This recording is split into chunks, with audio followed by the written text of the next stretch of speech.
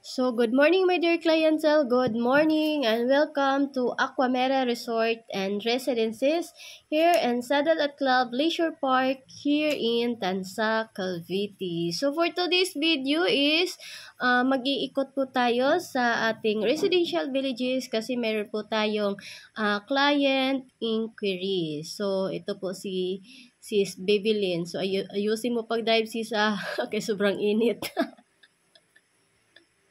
So, for today's video si Inday. So, ngayon, ayan yung client natin, nakasunod sa atin. So, ngayon, nandito po tayo sa ating commercial states. Like, ito po yung Triple Crown.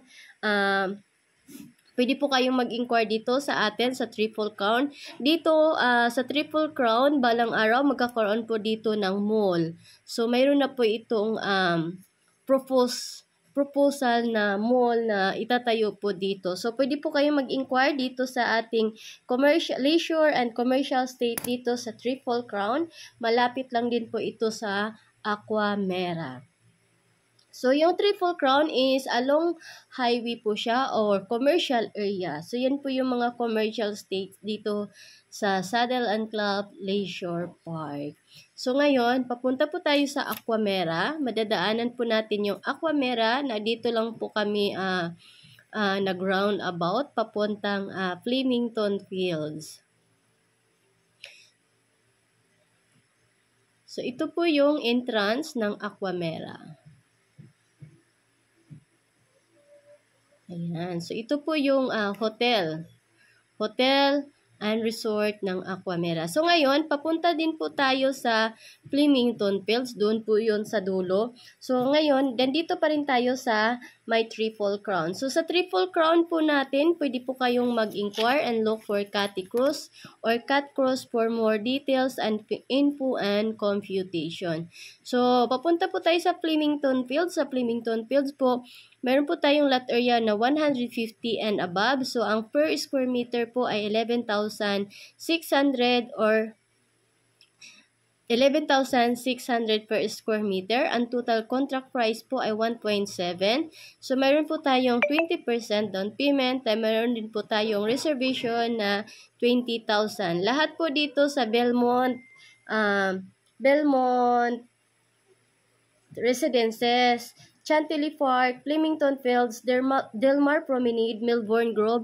Ang reservation po natin ay 20,000. Sa mga gustong mag-invest or mag-avail po, magdala lang po ng one valid ID and reservation. Tapos yung down payment and yung balance, sa office na po natin yan pag-usapan. So, yun po yung Flemington Fields natin ulit, 150 ang square meter or above. So, ang price, total contract price po per square meter is 11,600. Mas mura pa po dito sa Tansa, Cavite yung mga lot area kumpara sa 13 Martires. Kasi sa 13 Martires is medyo may kataasan na gawa nga nung malapit na siya sa SM or may SM na talaga doon sa SM 13 Martires.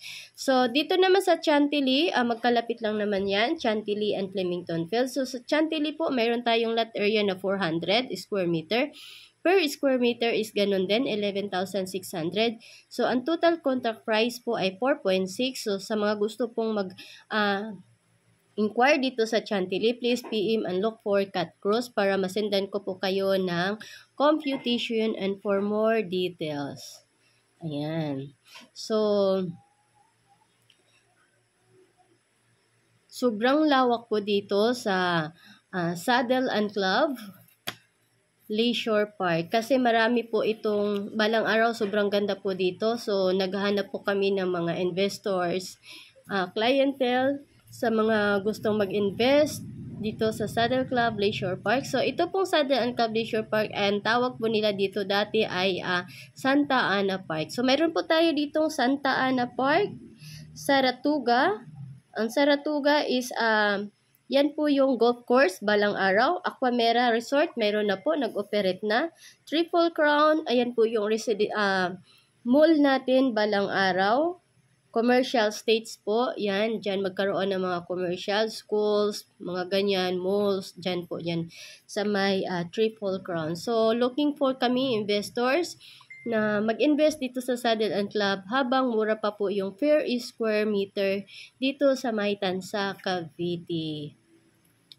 So, sobrang ganda po dito balang araw kasi magkakaroon din dito ng Lake Lagoon. Yan, may propose na dito na Lake Lagoon, golf course, ganyan. Yung golf course po natin, ayun yung Saratoga. So, ayun, sobrang init, nagtitripping kami. Ang ganda po dito, sobrang lapad ng lupa, sobrang lawak ng lupa.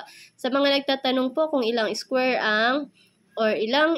or has ang Saddle and Club Leisure Park, ito po ay nasa 800 or 900 square has or square meter. So, ayun po. So, susunod na video natin ay tatakal naman natin yung Dilmar, Melbourne, and Belmont. So, ayan, magkakaroon din po dito ng man-made lagoon. Sobrang lapad po dito sa Saddle and Club Leisure Park at ang lupa dito ay ang lalapad. So dito, mayroon na po ditong nakatayong mga bahay. Ang lalaki ng mga bahay dito. Napakaswerte yung mga nagtayo na ng bahay dito. So sa Flemington Fields, may nakatayo na ng bahay dito. Ay, ito yung Lake Lagoon. Oh. Mayroong Lake Lagoon dyan. Dati pa yan kasi dito ay pastulan ng mga baka, karabaw, ganyan. So, dito sa Flemington Fields, may nakatayo na dito na bahay. Sobrang laki, ang ganda. Grabe. Tapos, mayroon na rin dun soon sa may Dilmar. Yung Dilmar po, malapit lang po siya sa gate or sa entrance sa may kaliwa banda. So, mayroon na po doon, nagpapatayo ng bahay na dalawa na malalaki din, sobrang laki kasi ang cut na po ng Dilmar ay nasa 350 to 300. So, ayun. So, dito po sa Saddle and Club, iba-iba po ang cut ng lupa. So, sa mga gustong mag-inquire, please look for cut or cutty cross para masindan ko po kayo ng sample computation. Kita nyo po ang init tapos ang lapad ng mga lupa. So dito marami na po kaming mga buyer at mga investor. Ayan po yung bahay na nakatayo, sobrang laki. 'Di ba? Ayun nakita nyo? Sobrang laki po niyan. So ito po yung mga gumagawa dito. So ito po yung Flemington Fields, ito na po yung dulo. Ayan for ano na to dito, for construction or under construction. Ayan. So, yan po yung Flemington Fields.